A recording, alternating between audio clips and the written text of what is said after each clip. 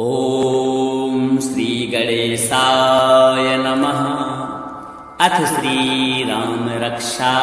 स्तोत्रम् विनियोगः। अस्य श्रीराम रक्षा स्तोत्रमन्त्रस्य बुधकौशिक ऋषिः श्री सीतारामचन्द्रो देवता अनुष्टुप् छन्दः सीताशक्तिः श्री हनुमान कीलकम् श्री सीतारामचन्द्र प्रीत्यर्थे रामरक्षा स्तोत्र जपे विनियोगः। अथ ध्यानम्। ध्यायेदाजानुबाहुं धृतशरधनुषं बद्धपद्मासनस्थं पीतं वासो वसानं नवकमलदलस्पर्धिनेत्रं प्रसन्नं वामाङ्कारूढसीता मुखकमलमिलल्लोचनं नीरदाभं नानालङ्कारदीप्तं ददतमुर्जटा मण्डलं रामचन्द्रम्। रामरक्षा स्तोत्रम्। चरितं रघुनाथस्य शतकोटिप्रविस्तरम् एकैकमक्षरं पुंसां महापातकनाशनं ध्यात्वा नीलोत्पलश्यामं रामं राजीवलोचनं जानकी लक्ष्मणोपेतं जटामुकुटमण्डितं शासितूर्णधनुर्बाण पाणं नक्तं चरान्तकं सलीलया जगत्त्रातु माविर्भूतं जम्यविभुं रामरक्षां पठेत् प्राज्ञः पापघ्नीं सर्वकामदां शिरो मे राघवः पातु भालं दशरथात्मजः कौसल्येयोद्रसो पातु विश्वामित्रप्रियः श्रुति घ्राणं पातु मखत्राता मुखं सौमित्रिवत्सलः जिह्वां विद्यानिधिः पातु कण्ठं भरतवन्दितः स्कन्धौ दिव्यायुधः पातु भुजौ भग्नेशकार्मुकः करौ सीतापतिः पातु हृदयं जानुदग्निचित् मध्यं पातु खरध्वंसी नाभिं जाम्बवदाश्रयः सुग्रीवे सह कटी पातु शक्तिनी हनुमत्प्रभुः उरुरघुत्तमः पातु रक्षः कुलविनाशकृताः जानुनी सेतुकृत पातु जङ्घे दशमुखान्तकः पादौ विभीषणश्रीदः पातु रामखिलं वपुः एतां रामबलोपेतां रक्षां यः सुकृती पठेत् सा चिरायुः सुखी पुत्री विजयी विनयी भवेत्। पातालभूतलव्योम चारिणश्छद्मचारिणः न द्रष्टुमपि शक्तास्ते रक्षितं रामनामभिः। रामेति रामभद्रेति रामचन्द्रेति वा स्मरन् नरौ नालिप्यते पापैर्भुक्तिं मुक्तिं च विन्दति। जगज्जैत्रैकमन्त्रेण रामनाम्नाभिरक्षितं यः कण्ठे धारयेत् तस्य करस्थाः सर्वसिद्धयः। वज्रपञ्जरनामेदं यो रामकवचं स्मरेत् अव्याहताज्ञाः सर्वत्र लभते जयमङ्गलम्। आदिष्टवान् यथा स्वप्ने रामे रक्षामि मां हरः तथा लिखितवान् प्रातः प्रबुद्धो बुधकौशिकः। आरामः कल्पवृक्षाणां विरामः सकलापदाम् अभिरामस्त्रिलोकानां रामः श्रीमान् स नः प्रभुः। तरुणौ रूपसम्पन्नौ सुकुमारौ महाबलौ पुण्डरीकविशालाक्षौ चिरकृष्णाजिनाम्बरौ फलमूलासिनौ दान्तौ तापसौ ब्रह्मचारिणौ पुत्रौ दशरथस्यैतौ भ्रातरौ रामलक्ष्मणौ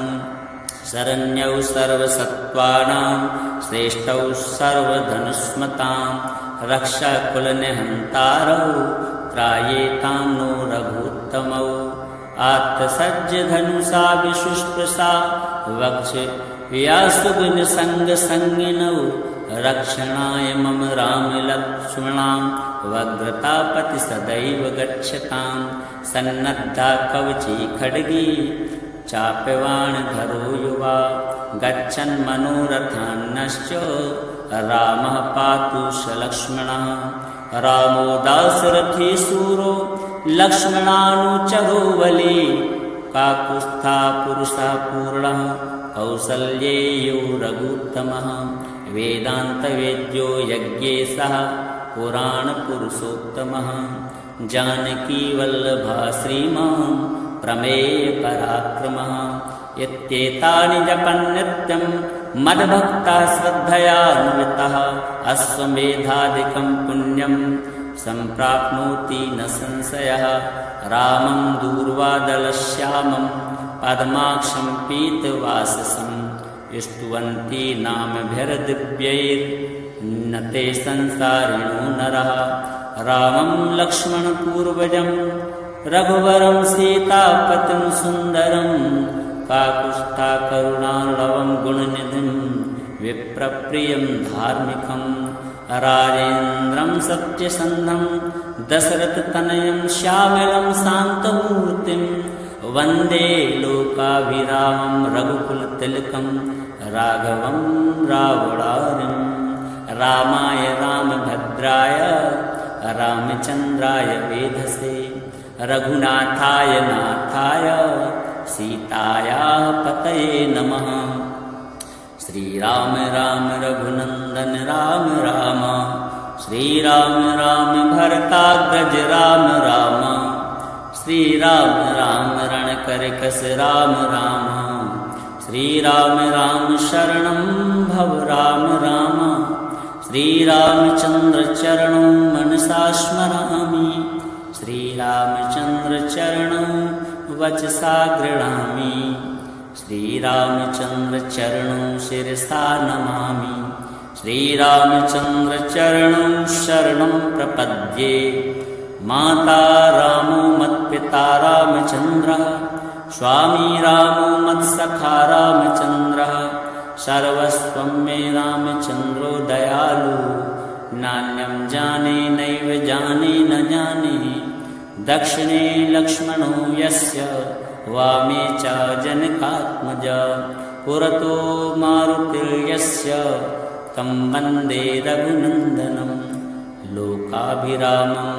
रणरङ्गधीरं राजीवनेत्रं रघुवंशनाथं कारुण्यरूपं करुणाकरं तं श्रीरामचन्द्रं शरणं प्रपद्ये मनोजवं मारुततुल्यवेगं जितेन्द्रियं बुद्धिमतां वरिष्ठं वातात्मजं वानरयूथमुख्यं श्रीरामदूतं शरणं प्रपद्ये कूजन्तं राम रामेति मधुरं मधुराक्षरम् आरुह्य कविताशाखां वन्दे वाल्मीकिकोकिलम् आपदामपि हरतारं दातारं सर्वसम्पदां लोकाभिरामं श्रीरामं भूयो भूयो नमाम्यहम् भर्जनं भवबीजानाम् अर्जनं सुखसम्पदां तर्जनं यमदूतानां राम रामेति गर्जनं रामो राजमणिः सदा विजयते रामं रमेशं भजे रामेणाभेता निशाचरचं रामाय तस्मै नमः रामान्नास्ति परायणं परतरं रामस्य दासोऽस्म्यहं रामे चित्तलय सदा भवतु मे भो राम मामुद्धरा राम रामेति रामेति रमे रामे मनोरमे सहस्रनाम तत्तुल्यं राम नाम वरानने। श्री सीतारामचन्द्रार्पणमस्तु। चरितं रघुनाथस्य शतकोटिप्रविस्तरम् एकैकमक्षरं पुंसां महापातकनाशनं ध्यात्वा नीलोत्पलश्यामं रामं राजीवलोचनं जानकीलक्ष्मणोपेतं जटामुकुटमण्डितं सासितूर्णधनुर्बाणा पाणं नक्तं चरान्तकं स्वलीलया जगत्त्रातु माविर्भूतं जम्विभुं रामरक्षां पठेत् प्राज्ञः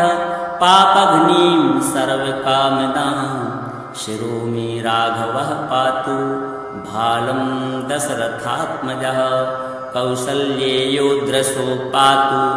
विश्वामित्रप्रियः श्रुति घ्राणं पातु मखत्राता मुखं सौमित्रिवत्सलः जिह्वां विद्यानिधिः पातु कण्ठं भरतवन्दितः स्कन्धौ दिव्यायुधा पातु भुजौ भग्नेशकार्मुकः करौ सीतापतिः पातु हृदयं जानुदग्निजित् मध्यं पातु खरध्वंसी नाभिं जाम्बवदाश्रयः सुग्रीवे सह कटी पातु शक्तिनी हनुमत्प्रभुः उरुरघुत्तमः पातु रक्षः कुलविनाशकृताः जानुनी सेतुकृत पातु जङ्घे दशमुखान्तकः पादौ विभीषणश्रीदः पातु रामखिलं वपुः एतां रामबलोपेतां रक्षां यः सुकृती पठेत् सा चिरायुः सुखी पुत्री विजयी विनयी भवेत् पातालभूतलव्योम चारिणश्छद्मचारिणः न द्रष्टुमपि शक्तास्ते रक्षितं रामनामभिः रामेति रामभद्रेति रामचन्द्रेति वा स्मरन् नरौ नालिप्यते पापैर्भुक्तिं मुक्तिं च विन्दति जगज्जैत्रैकमन्त्रेण रामनाम्नाभिरक्षितं यः कण्ठे धारयेत् तस्य करस्थाः सर्वसिद्धयः वज्रपञ्जरनामेदं यो रामकवचं स्मरेत् अव्याहताज्ञाः सर्वत्र लभते जयमङ्गलम् आदिष्टवान् यथा स्वप्ने रामे रक्षामि मां हरः तथा लिखितवान् प्रातः प्रबुद्धो बुधकौशिकः आरामः कल्पवृक्षाणां विरामः सकलापदाम् अभिरामस्त्रिलोकानां रामः श्रीमान् स नः प्रभुः तरुणौ रूपसम्पन्नौ सुकुमारौ महाबलौ पुण्डरीकविशालाक्षौ क्षीरकृष्णाजिनाम्बरौ फलमूलासिनौ दान्तौ तापसौ ब्रह्मचारिणौ पुत्रौ दशरथस्यैतौ भ्रातरौ रामलक्ष्मणौ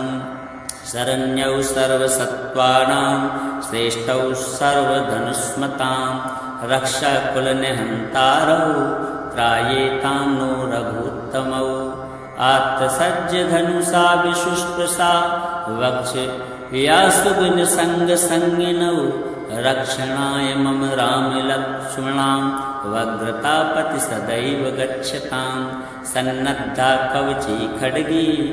चाप्यवाणधरो युवा गच्छन्मनोरथान्नश्च रामः पातु स लक्ष्मणः रामो दाशरथी शूरो लक्ष्मणानुचरो बली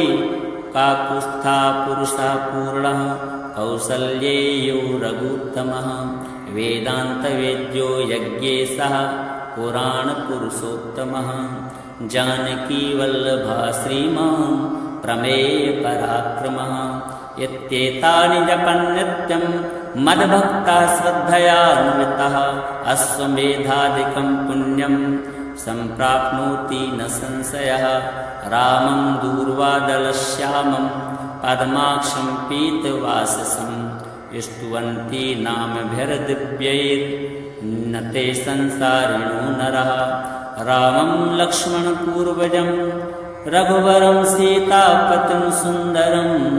काकुत्स्था करुणालवं गुणनिधिं विप्रप्रियं धार्मिकं राजेन्द्रं सत्यसन्धं दशरथतनयं श्यामलं शान्तमूर्तिं वन्दे लोकाभिरामं रघुकुलतिलकं राघवं रावणारिं रामाय रामभद्राय रामचन्द्राय वेधसे रघुनाथाय नाथाय सीतायाः पतये नमः। श्रीराम राम रघुनन्दन राम राम श्रीराम राम भरताग्रज राम राम श्रीराम राम रणकरकस राम राम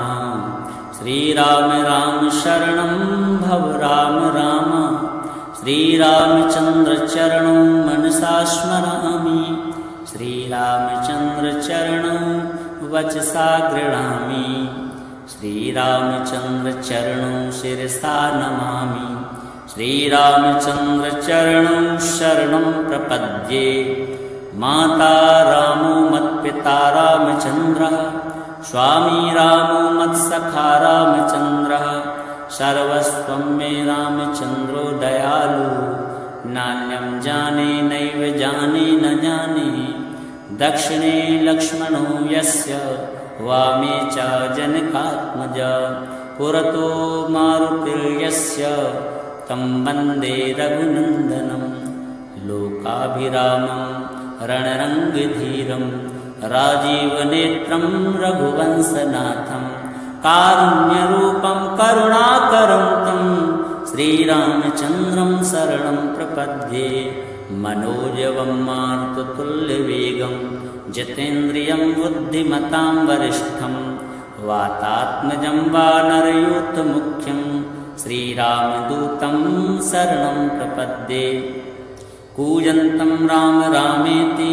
मधुरं मधुराक्षरम् आरुह्य कविताशाखां वन्दे वाल्मीकिकोकिलम् आपदामपि हरतारं दातारं सर्वसम्पदां लोकाभिरामं श्रीरामं भूयो भूयो नमाम्यहम्। भर्जनं भवबीजानां मर्जनं सुखसम्पदां तर्जनं यमदूतानां राम रामेति गर्जनं। रामो राजमणिः सदा विजयते रामं रमेशं भजे रामेणाभेता निशाचरचं रामाय तस्मै नमः। रामान्नास्ति परायणं परतरं रामस्य दासोऽस्म्यहं रामे चित्तलय सदा भवतु मे भो राम मामुद्धरा। राम रामेति रामेति रमे रामे मनोरमे सहस्रनाम तत्तुल्यं राम नाम वरानने। श्री सीतारामचन्द्रार्पणमस्तु। चरितं रघुनाथस्य शतकोटिप्रविस्तरम् एकैकमक्षरं पुंसां महापातकनाशनं ध्यात्वा नीलोत्पलश्यामं रामं राजीवलोचनं जानकीलक्ष्मणोपेतं जटामुकुटमण्डितं शासितूणधनुर्बाणा पाणं नक्तं चरान्तकं सलीलया जगत्त्रातु माविर्भूतं जम्यविभुं। राम रक्षां पठेत् प्राज्ञः पापघ्नीं सर्वकामदां शिरो मे राघवः पातु भालं दशरथात्मजः कौसल्येयोद्रसो पातु विश्वामित्रप्रियः श्रुति घ्राणं पातु मखत्राता मुखं सौमित्रिवत्सलः जिह्वां विद्यानिधिः पातु कण्ठं भरतवन्दितः स्कन्धौ दिव्यायुधा पातु भुजौ भग्नेशकार्मुकः करौ सीतापतिः पातु हृदयं जानुदग्निजित् मध्यं पातु खरध्वंसी नाभिं जाम्बवदाश्रयः सुग्रीवे सह कटी पातु शक्तिनी हनुमत्प्रभुः उरुरघुत्तमः पातु रक्षः कुलविनाशकृताः जानुनी सेतुकृत पातु जङ्घे दशमुखान्तकः पादौ विभीषणश्रीदः पातु रामखिलं वपुः एतां रामबलोपेतां रक्षां यः सुकृती पठेत् सा चिरायुः सुखी पुत्री विजयी विनयी भवेत् पातालभूतलव्योम चारिणश्छद्मचारिणः न द्रष्टुमपि शक्तास्ते रक्षितं रामनामभिः रामेति रामभद्रेति रामचन्द्रेति वा स्मरन् नरौ नालिप्यते पापैर्भुक्तिं मुक्तिं च विन्दति जगज्जैत्रैकमन्त्रेण रामनाम्नाभिरक्षितं यः कण्ठे धारयेत् तस्य करस्थाः सर्वसिद्धयः वज्रपञ्जरनामेदं यो रामकवचं स्मरेत् अव्याहताज्ञाः सर्वत्र लभते जयमङ्गलम् आदिष्टवान् यथा स्वप्ने रामे रक्षामि मां हरः तथा लिखितवान् प्रातः प्रबुद्धो बुधकौशिकः आरामः कल्पवृक्षाणां विरामः सकलापदाम् अभिरामस्त्रिलोकानां रामः श्रीमान् स नः प्रभुः तरुणौ रूपसम्पन्नौ सुकुमारौ महाबलौ पुण्डरीकविशालाक्षौ चीरे कृष्णाजिनाम्बरौ फलमूलासिनौ दान्तौ तापसौ ब्रह्मचारिणौ पुत्रौ दशरथस्यैतौ भ्रातरौ रामलक्ष्मणौ शरण्यौ सर्वसत्त्वानां श्रेष्ठौ सर्वधनुष्मतां रक्षाकुलनिहन्तारौ त्रायेतां नो रघुत्तमौ आत्तसज्जधनुषा विशुष्पसा वक्षयासुगुणसङ्गसङ्गिनौ रक्षणाय मम रामलक्ष्मणां वग्रतापति सदैव गच्छतां सन्नद्धा कवची खड्गी चाप्यवाणधरो युवा गच्छन् मनोरथान्नश्च रामः पातु स लक्ष्मणः रामो दाशरथी शूरो लक्ष्मणानुचरो बली काकुत्स्था पुरुषः पूर्णः कौसल्येयो रघुत्तमः वेदान्तवेद्यो यज्ञेशः पुराणपुरुषोत्तमः जानकीवल्लभः श्रीमान् प्रमेयपराक्रमः इत्येतानि जपन् नित्यं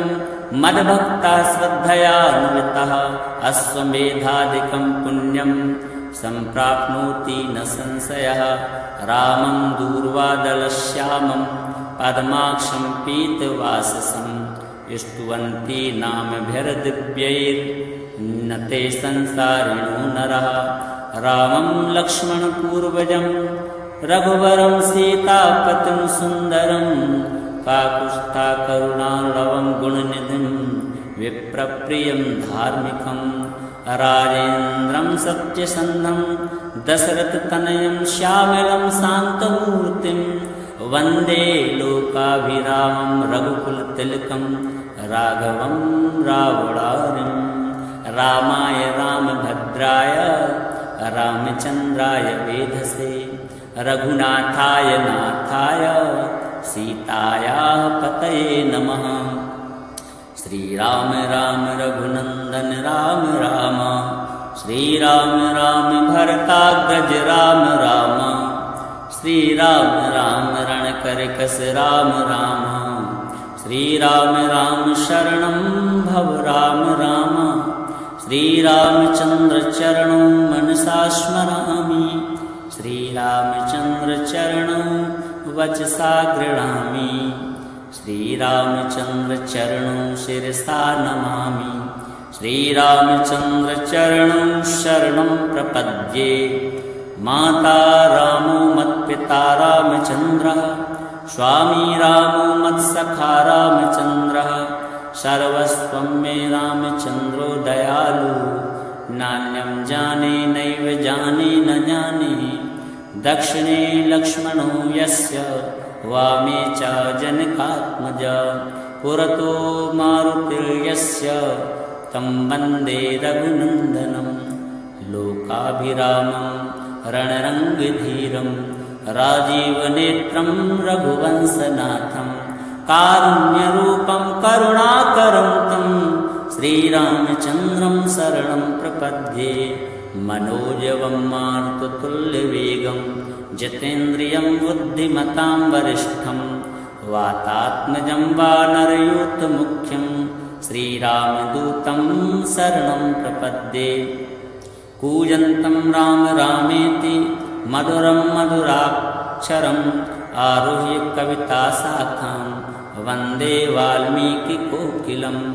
आपदामपि हरतारं दातारं सर्वसम्पदां लोकाभिरामं श्रीरामं भूयो भूयो नमाम्यहम् भर्जनं भवबीजानां अर्जनं सुखसम्पदां तर्जनं यमदूतानां राम रामेति गर्जनं रामो राजमणिः सदा विजयते रामं रमेशं भजे रामेणाभेता निशाचरचम् रामाय तस्मै नमः रामान्नास्ति परायणं परतरं रामस्य दासोऽस्म्यहं रामे चित्तलयः सदा भवतु मे भो राम मामुद्धरा राम रामेति रामेति रमे रामे मनोरमे सहस्रनाम तत्तुल्यं